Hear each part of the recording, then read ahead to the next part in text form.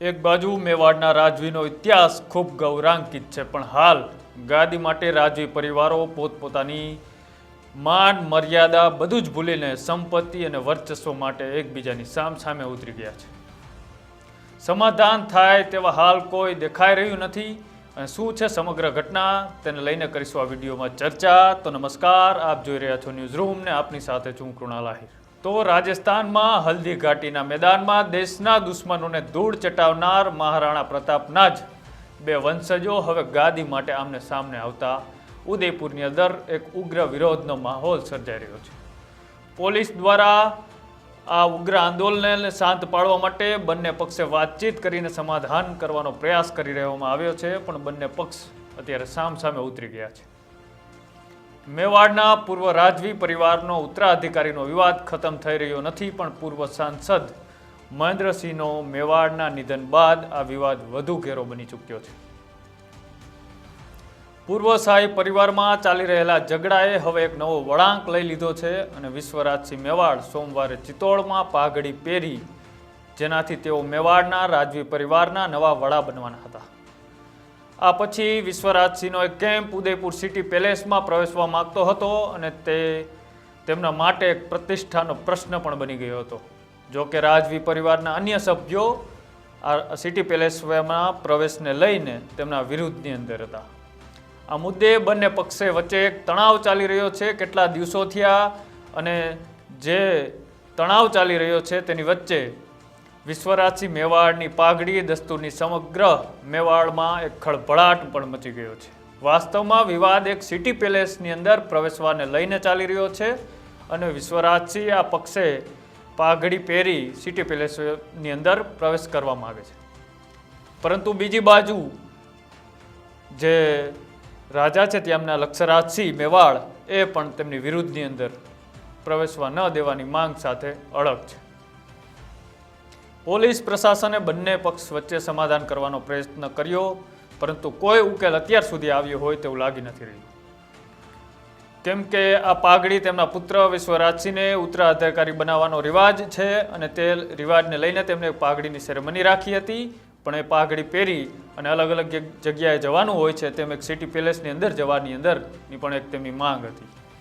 આ સમગ્ર મામલે હવે ખુલીને લક્ષરાજસિંહ ટીવી મીડિયાની સામે આવ્યા અને મારા જીવના જોખમને ખતરો હોય તેવી પણ તેમને વાત કરી અને રાજસ્થાન સરકાર સામે પણ તેમને આકરા પ્રહારો કર્યા, કેમ કે વિશ્વરાજસિંહ મેવાડ જે છે તે નાથદ્વારાના ચાલુ સરકારના ધારાસભ્ય પણ છે અને તેમને લઈને લક્ષરાજસિંહ મેવાડે प्रतिक्रिया आपता શું કહ્યું તે પણ એકવાર સાંભળો. और मेरे निजी अधिकार, मेरी जो निजी आस्था है, पर वो मैं आपके घर में पूरा करना चाहता हूं.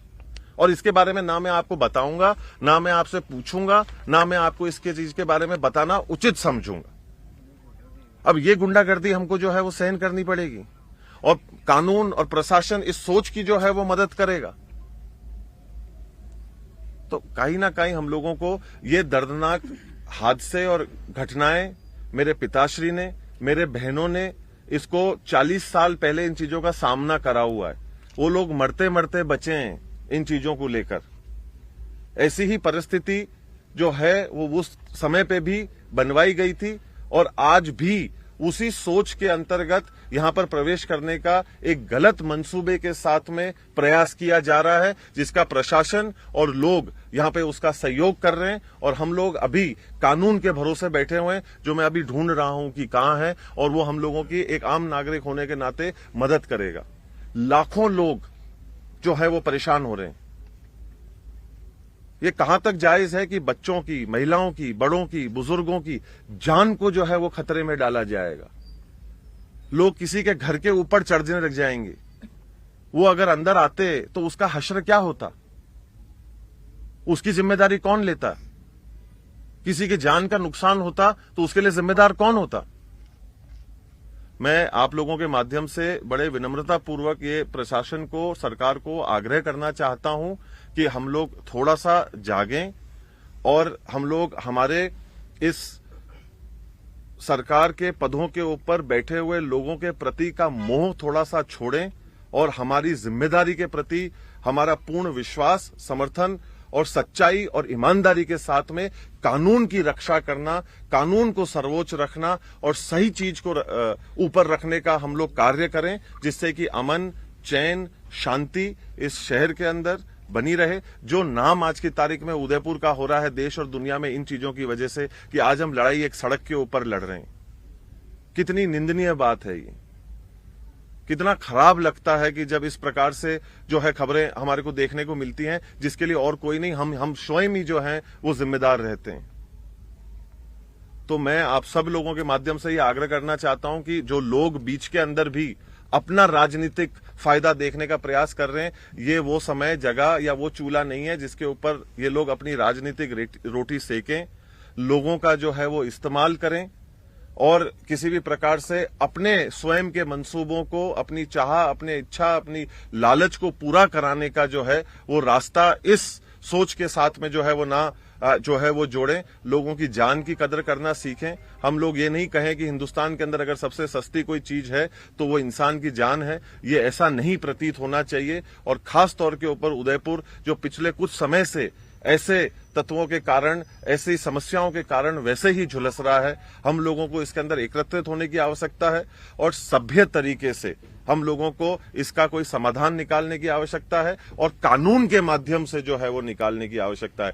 गुंडागर्दी से हम लोग इसका समाधान जो है वो ना पहले निकाल सके, ना आज निकाल पाएंगे। और कोशिश तो हमारी उम्मीद और भरोसा यही है कि ना आगे गुंडागर्दी के माध्यम से तो इसका रास्ता जो है वो नहीं निकलेगा। गुंडागर्दी कौन कर रहा है? क्या पॉलिटिकल इन्वॉल्वमेंट आप और आप लोग स्वयं वहां मौजूद हैं, आप चौथा स्तंभ हैं, आपकी जिम्मेदारी बनती है। आप स्वयं खुद देख रहे हैं कि क्या हो रहा है, कैसे जो है वो लोग इसके अंदर अपने खुद के जो है वो दायित्व को और कानून को अपने हाथ में लेते हुए जो है वो आगे बढ़ रहे थे और इसको कार्य को होते हुए बाकी के लोग जो वहां मौजूद थे वो देख रहे थे इस कार्य को होते हुए। इससे ज्यादा शर्मनाक क्या बात हो सकती है? आज मुझे इस बात का भय यह भी है कि कहीं ना कहीं सरकार जो है वो इन ऐसे गलत मंसूबों के लोगों के साथ में जुड़कर उनका जबरदस्ती हमारे घर के अंदर अगर प्रवेश करवाएगी तो उसका जिम्मेदार कौन होगा? सर, आपका तर्क है कि जबरन प्रवेश किया जा रहा है। सामने ये कहा जा रहा है कि बेशक संपत्ति का विवाद है, लेकिन मैं भी उस परिवार का हिस्सा हूं और मैं तो सिर्फ देखिए, मैं पहले भी कह चुका हूं, मैं सवाल जिसके भी जो कोई होंगे आप सवाल लिख के हमारे को भेज दीजिएगा, उसका हम जवाब दे देंगे। और आपको कोई भी अगर आपत्ति है या कोई तकलीफ है तो उसके लिए अदालत के दरवाजे खुले हैं। अगर किसी का कोई भी मानना है, किसी की कोई भी जो है वो सोच है, तो आप अदालत के माध्यम से एक सभ्य तरीके से उन चीजों का निर्वाह करने का हम लोग प्रयास करें। ऐसे जमीन पे आकर और जो है वो हथियारों को लेकर बीच शहर के अंदर हम लोग जो है वो चल रहे हैं और एक जहां पर माहौल इतना जो पहले से ही गरमाया हुआ है, जो सही नहीं है, उसके अंदर इस काम को हम लोग कर रहे हैं। ये कोई सभ्य रास्ता नहीं है। हमारे कानून का रास्ता है, हमारे यहाँ पे अदालत है, उसके पास हमको जाना चाहिए। अगर हमारे को रिलीफ चाहिए, अगर हमारे को कोई हमारी मांग है तो हम अदालत का दरवाजा जो है वो खटखटा सकते हैं और उससे हम लोग जो है वो कार्य को कर सकते हैं। गुंडागर्दी और कानून को हाथ में लेने से हम लोग कहीं नहीं पहुंचे। ये जो राजतिलक हुआ है, आप जायज मानते हैं? देखिए, आज की तारीख में परंपराएं, संस्कृति और ये सारी चीजें जो है वो हमारे देश की है और आज हम लोग किसी भी कार्य को, हमारे संस्कृति को मानना हमारा काम है, पर इस कीमत के ऊपर नहीं कि जहां पर हम सारे लाखों लोगों को जो है वो तकलीफ पहुंचाएं, ठेस पहुंचाएं और उस तरीके से करें जहां पर एक मामला जो है वो तनाव का बन जाए। इस तरीके से किसी भी कार्यक्रम को जो है वो, और खास तौर के ऊपर जब आपने संविधान की रक्षा करने की शपथ ले रखी है कि हम इस संविधान की जो है वो रक्षा करेंगे और इसके अंतर्गत हम काम करेंगे। इसके अलावा आपके और कोई सवाल होंगे?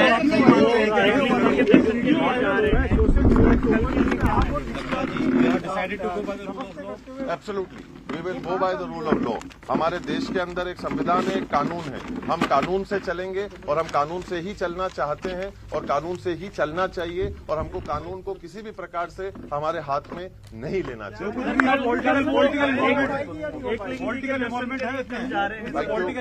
बस मैं आप सब लोगों से यही आग्रह करता हूं और उदयपुर वासियों को जो है वो यही निवेदन करता हूं कि हम लोग एक सौहार्दपूर्ण माहौल को जो है वो बनाते रहें और बना के रखें। ये हमारा धर्म है। कानून को किसी भी प्रकार से हम लोग हाथ में ना लें। कल जो पत्थरबाजी एक अफवाह, एक मेरी तरफ से जो है, एक मैं ये पुष्टि करना चाहता हूं कि ये अफवाह भी फैलाई गई कि एकलिंग जी मंदिर को जो है वो बंद किया गया। एकलिंग जी मंदिर कभी भी किसी के लिए भी जो है वो बंद नहीं हुआ। एकलिंग जी मंदिर पूरी तरीके से खुला है, सबके दर्शन के लिए जो है वो खुला है और सबको पधारना चाहिए, व्यवस्थित रूप से पधारना चाहिए। मंदिर जो है वो एक शक्ति प्रदर्शन की जगह नहीं होती। मंदिर जो है वो एक भावना की जगह होती है जहां हम जाके प्रार्थना करते हैं। हम लोग सब हमारे परिवार के साथ में जाते हैं। हम लोग कोई हजारों लोगों को ले लेकर जो है वहां पे जाकर शक्ति प्रदर्शन का काम जो है वो नहीं करते। हम लोग मंदिर सब उस भावना से जाएं, उस सोच से जाएं। और ये जो गलत अफवाहें चल रही थी कि मंदिर बंद है, एकलिंग जी का मंदिर बंद है, ये बिल्कुल भी असत्य है। और हम लोग प्लीज सही चीजों के बारे में जो है बात करें और आप लोगों के माध्यम से भी जो है हम लोग कोई गलत खबर को जो है वो नहीं फैलाई। बस જે રીતે લક્ષીરાજસિંહ વાત કરી તે રીતના તેમને અલગ અલગ પ્રહારો કર્યા અને આ વિવાદને લઈને તે ઉગ્ર ના બને અને જે આ વિવાદ છે તે એક રાજવી પરિવારનો અંદરનો વિવાદ છે અને આ વિવાદની અંદર કોઈ ઉગ્રતાનો માહોલ રાજસ્થાનમાં ના બને તેવી સરકારને પણ અપીલ કરી અને પોલીસ પ્રશાસનને પણ અપીલ કરી। પણ રાજસ્થાનનો એક ગૌરવાન્વિત ઇતિહાસ મહારાણા પ્રતાપને યાદ કરતા ઘણી વખત તમે સાંભળ્યું હશે પણ આ જ મહારાણા પ્રતાપના વંશજો ગાદી માટે અને વર્ચસ્વ માટે એકબીજાની સામે લડી રહ્યા છે। તો હવે આનો કઈ રીતના અંત આવે છે તે અમે આપને જણાવશું। પણ આવી અવનવી સ્ટોરી જોવા માટે અમારી યુટ્યુબ ચેનલ ન્યૂઝ રૂમને લાઇક કરો, શેર કરો અને સબસ્ક્રાઇબ કરો। નમસ્કાર।